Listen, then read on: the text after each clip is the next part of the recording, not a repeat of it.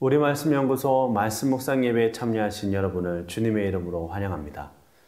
이제 함께 경건한 몸가짐과 마음가짐으로 주님 앞에 겸손하게 나아갑시다. 주 예수 그리스도의 은혜와 하나님의 사랑과 성령의 교통하심이 너희 무리와 함께 있을지어다. 하나님은 영이시니 예배하는 자가 영과 진리로 예배할지니라. 아멘.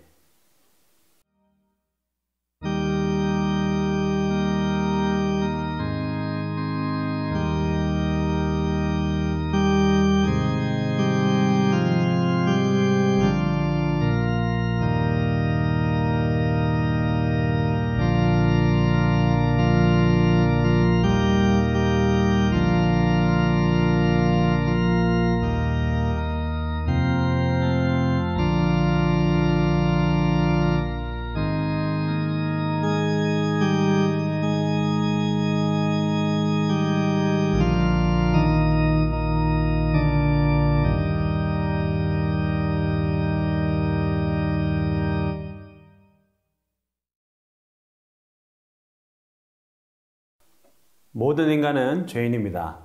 죄인은 그에 따른 벌을 받는 것이 당연한 이치이겠지만 예수님께서는 우리가 지닌 영원히 죽을 죄를 대신 지시고 죽으시어 우리를 용서해 주셨습니다.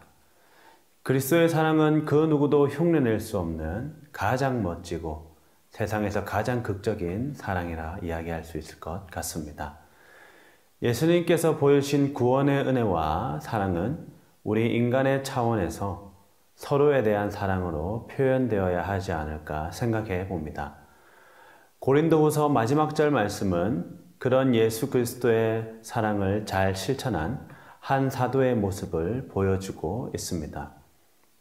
고린도 교회는 참으로 문제가 많은 교회였습니다. 그리고 그 문제는 교회 자체를 어렵게 하기도 했고 바울을 힘들게도 했습니다. 하지만 여러 문제들에도 바울은 교회의 문제를 들추거나 성도들을 비판 일색으로 대하지 않고 교인들을 축복하고 위로하고 있습니다. 바울의 모습을 보면서 우리의 과제도 축복과 위로가 되어야 하지 않을까 생각해 봅니다. 우리 모두는 죄인입니다. 성숙한 신앙인은 내가 다른 이를 죄인으로 보기에 앞서 나 자신이 얼마나 큰 죄인인지 생각해야 하는 자입니다. 나 같은 죄인이 예수님께 용서를 받고 구원을 받았습니다. 그 사랑에 감격하고 그 사랑을 실천하기 위해 우리는 하나님께서 나에게 주신 사람들, 내 주변의 사람들을 바울과 같이 사랑하고 축복할 수 있는 마음이 있어야 할 줄 믿습니다. 예배를 시작하는 이 순간 나의 마음속에 누군가를 향한 미움의 마음이 있다면 그 마음을 내려놓고 예배의 자리로 나가기 원합니다. 그렇게 비운 마음 속에 누군가를 향한 축복과 위로의 마음으로 채워넣기를 원합니다. 서로를 축복하며 위로하고 서로에 대한 사랑을 표현하여 우리의 예배가 더 은혜롭고 풍성해지고 우리의 삶 역시도 더욱 풍성해지는 경험을 하는 시간 되기를 간절히 소원합니다.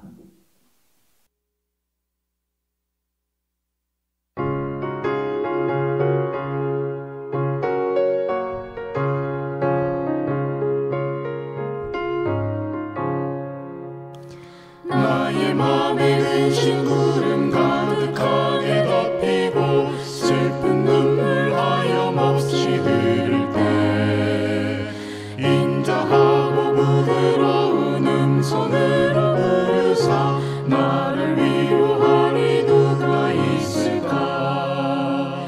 주 예수 주 예수 주 예수 주 예수밖에 누가 있으랴. 슬퍼 낙심될 때에 내 친구 되시는 구주 예수밖에 다시 없도다. 무거운 짐 등에 지고 인생길 가는 자 힘이 없어 쓰러지려 할 때에 능력 있는 발을 펴서 나의 손을 붙들어 나를 구해주리 누가 있을까. 주 예수 주 예수 주 예수 주 예수밖에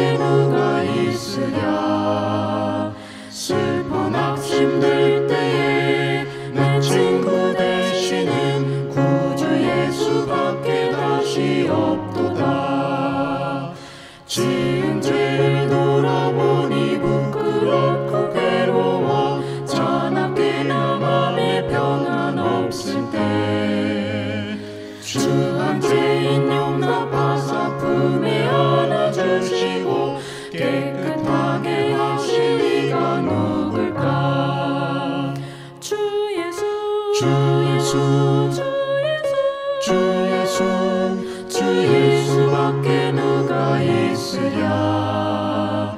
슬퍼 낙심될 때에 내 친구 되시는 구주 예수밖에 다시 없도다. 요단강을 건너가서 시온성을 향할 때 나와 항상 동행할 이 누굴까.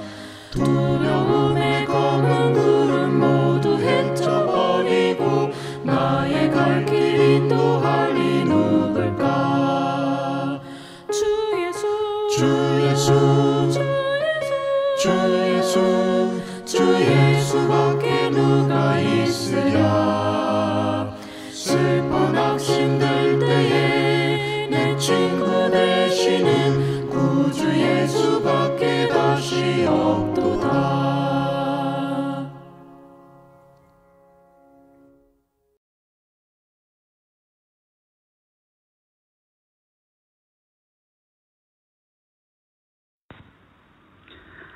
하나님이 오늘 우리에게 주신 구약의 말씀은 시편 92편 4절입니다.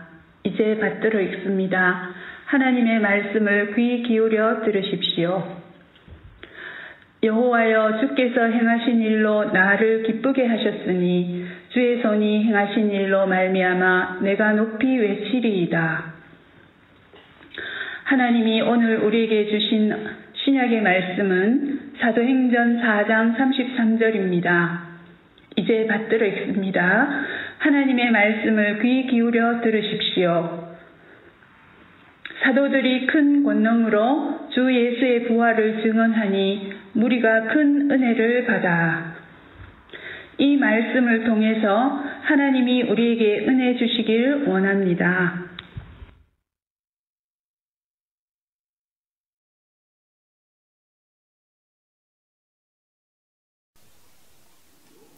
지난해와 올해 코로나19 사태를 겪으면서 참 가슴 아픈 일이 많습니다.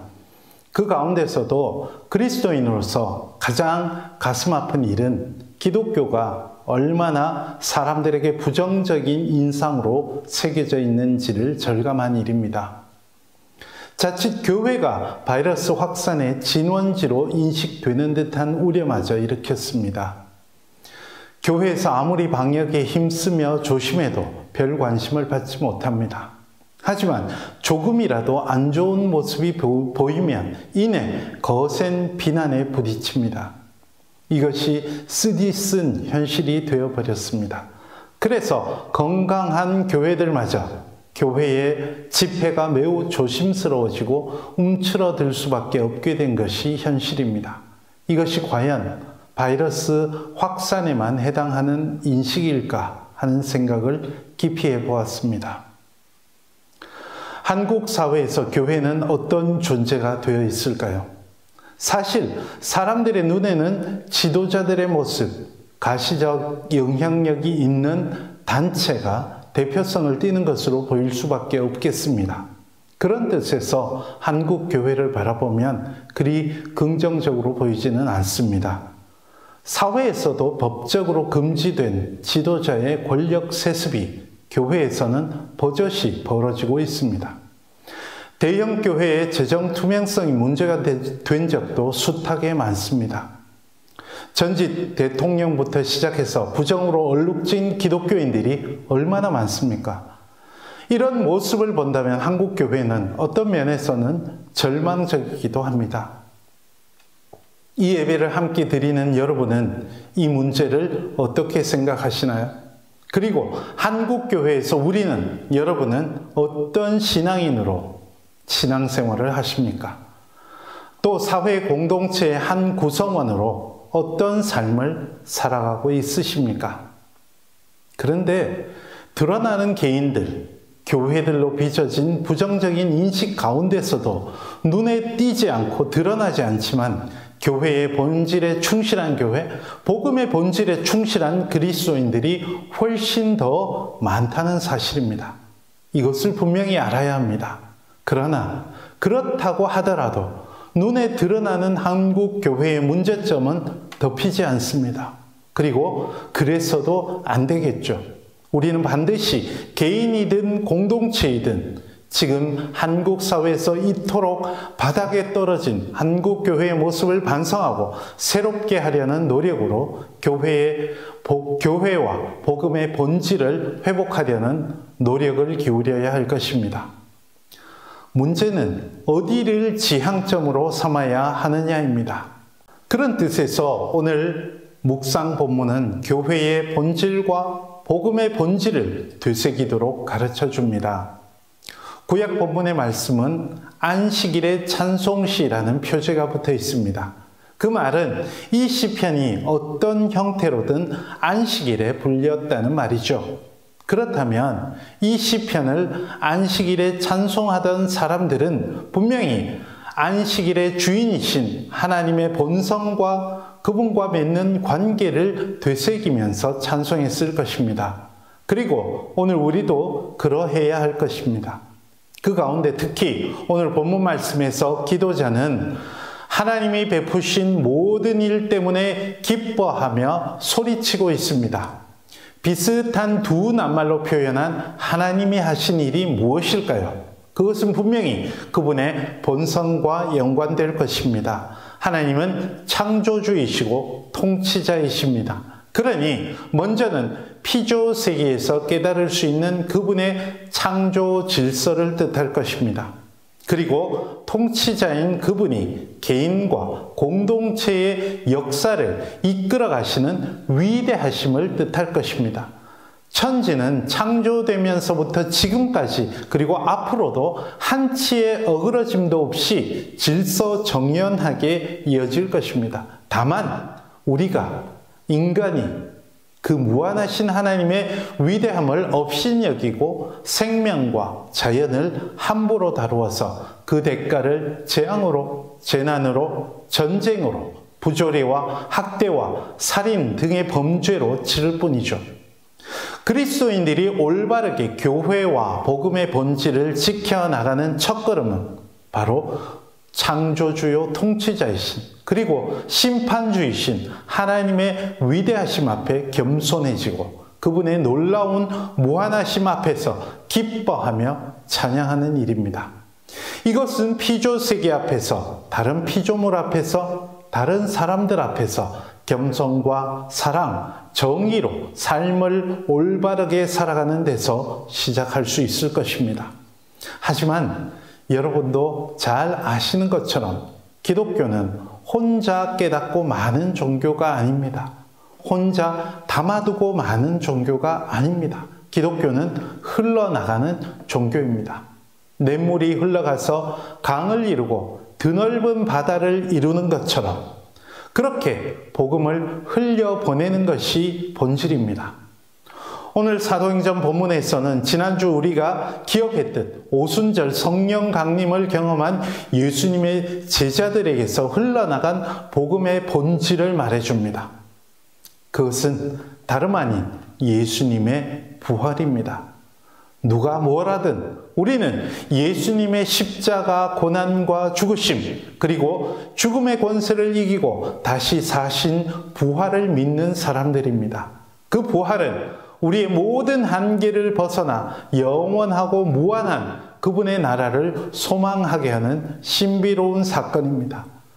부활의 신앙은 가치관의 근본적인 전환을 뜻합니다. 죽음을 두려워하던 데서 영원을 바라보는 대로 유한한 가치들의 목을 메고 있던 데서 무한한 하나님의 가치, 그분의 사랑, 그분의 정의, 그분의 공평을 지향점으로 두는 대로 전환하는 것을 말합니다. 성령의 임재는 그런 가치의 전환을 이루는 원동력을 우리에게 제공해 주시는 신비로운 사건입니다. 바로 이것이 교회와 복음의 본질을 지키며 강력한 확산을 이룰 수 있는 힘이 됩니다. 이것만이 우리의 지향점이어야 합니다. 여러분, 이렇게 복음의 본질에 충실한 삶을 사는 사람들이 한 사람, 두 사람 모이고 한 공동체, 두 공동체가 모인다면 좁게는 우리 교회, 넓게는 우리나라, 더 넓게는 이 세상 모든 곳이 분명히 바뀌게 될 것입니다. 바로 오늘 우리 개인의 본질 회복이 변화의 시작이 됩니다. 이제 본문을 묵상하며 에릭 사티라는 작곡가의 짐노페디를 함께 감상하실 텐데요.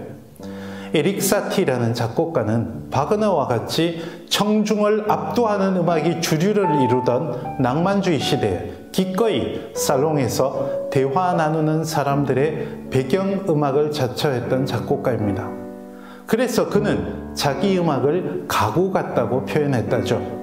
가구가 방의 중심은 아니지만 절대로 없어서는 안 되는 존재이듯 자신의 음악도 대화를 나누는 이들을 압도하지 않고 배경이 되고자 했다고 합니다. 우리 그리스도인들의 본질에 충실한 삶도 이렇게 단번에 사회를 압도하지 않더라도 분명히 변화의 가장 중요한 구실을 할 수 있을 것이며 성령께서 그렇게 해주실 것이라는 확신으로 오늘 본문 말씀을 다시금 묵상합시다.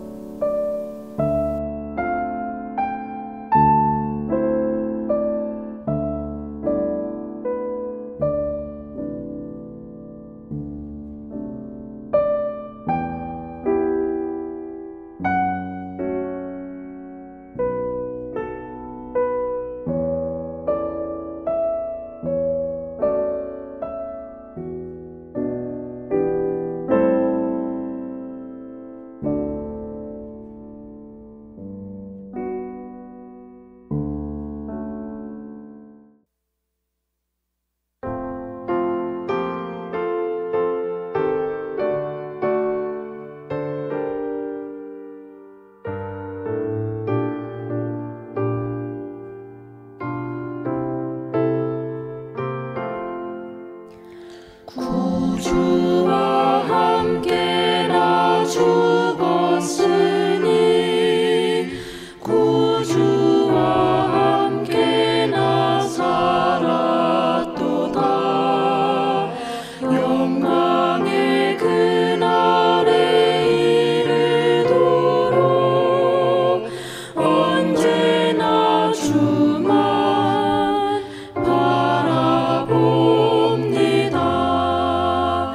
언제나 주는 날 사랑하사 언제나 새 생명 주시나니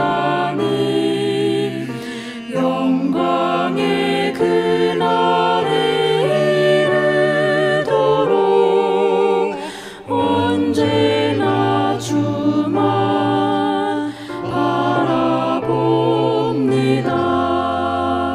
마음속에 시험을 받을 때와 무거운 근심이 있을 때에 주께서 그때도 같이 하사 언제나 나를 도와주시네.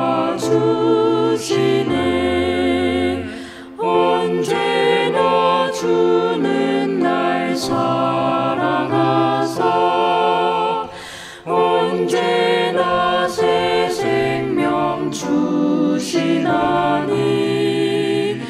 영광의 그날에 이르도록 언제나 주만 바라봅니다. 뼈 아픈 눈물을 흘릴 때와 쓰라린 마음으로 탄식할 때 주께서 그때도 같이 하사 언제나 나를 생각하시네. 언제나 주는 날 사랑하사 언제나 새 생명 주시나니 영광의 그날에 이르도록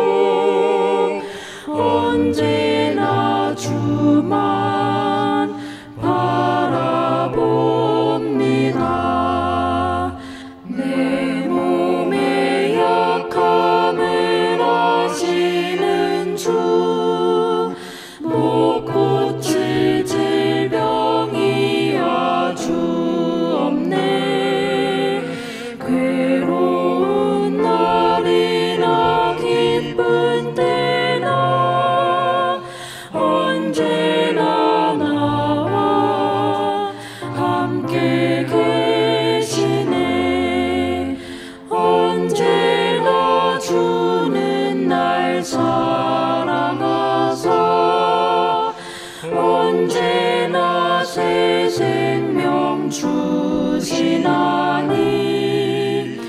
영광의 그날에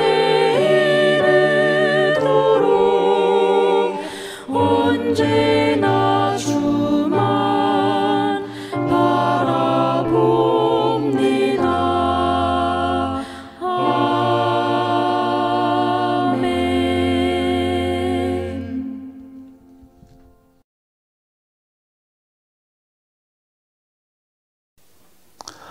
그리스도인으로서 이 험난한 시대를 살아가고 또 인식이 바닥에 떨어진 한국교회의 한 구성원으로서 살아가는데 이 상황을 어떻게 바꾸나 걱정하기보다는 우리 한 사람 한 사람의 성령 충만한 삶의 변화, 복음의 본질, 교회의 본질에 충실한 삶의 변화를 통해서 하나님의 놀라운 변화의 역사를 함께 동참하고 시작해 나가는 우리의 삶이 되면 좋겠습니다.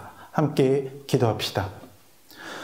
주 예수 그리스도의 은혜와 하나님 아버지의 사랑하심과 성령님의 교제케 하심이 이 자리에 머리 숙인 주님의 사랑하시는 백성들과 그 삶 가운데 지금부터 영원토록 함께 하시기를 간절히 축원하옵나이다. 아멘.